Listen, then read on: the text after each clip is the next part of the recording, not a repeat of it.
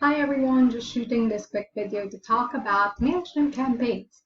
For those of you who have been using Mailchimp for a long time, you've probably encountered this issue maybe. And if you've been using Mailchimp before Customer Journeys was an option, you most likely have encountered it. You probably already know how to solve this, but I spent a bit of time with support, a little back and forth, and a lot of digging, figuring out that you can't actually re-enroll people into ongoing Mailchimp campaigns. So I didn't really know that. Once they enter a campaign, they can't re-enter anymore. And so this becomes a problem if you have a campaign that goes out to people who, for example, booked a consultation with your clinic. Maybe it's not a one-time consultation. Maybe they have repeat consultations with you. Maybe your nurture sequence is a reminder for that consultation, and every time they schedule a consultation, they need that reminder to go out to them. But unfortunately, if you have one campaign, if you've set up an ongoing campaign, you can't re-enroll people if they have multiple consultations with you. So yeah, it's a one and done deal with ongoing campaigns, and that's what I didn't know. I've been trying so hard to figure out how do I enroll these people back into the campaign because they need to receive these reminder emails. Do I just remove the tag and re-add the tag, and will that re-enroll them? And the answer is no.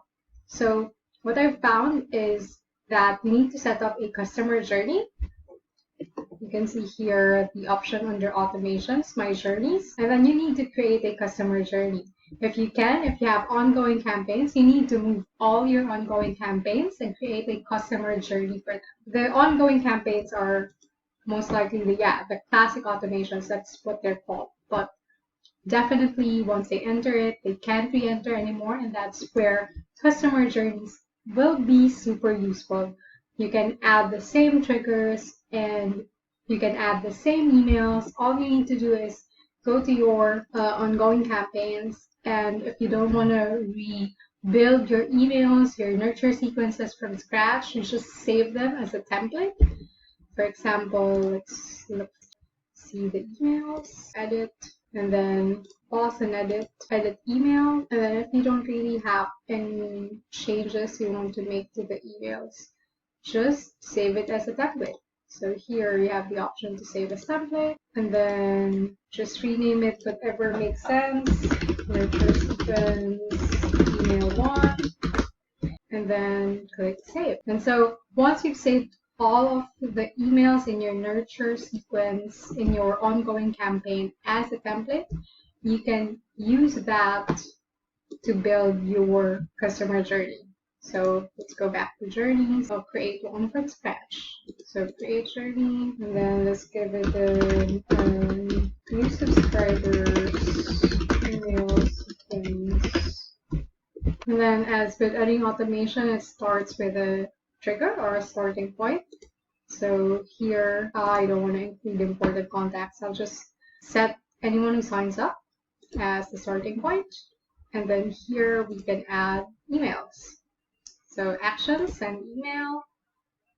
Just want to show you how to load the template that we saved earlier. So here, select the template and just choose the template that we saved.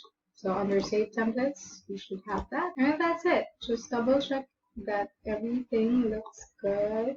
Oh yeah, okay. Once you're done loading the template that you saved, click save and return to journey.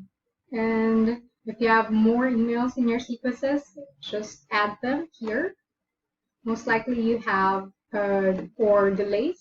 You want to delay sending the next email by 1 or 2 days. So set the time delay here, and then send an email here. Yeah, and if you have more emails, just load them the same way you did the other one, the first one.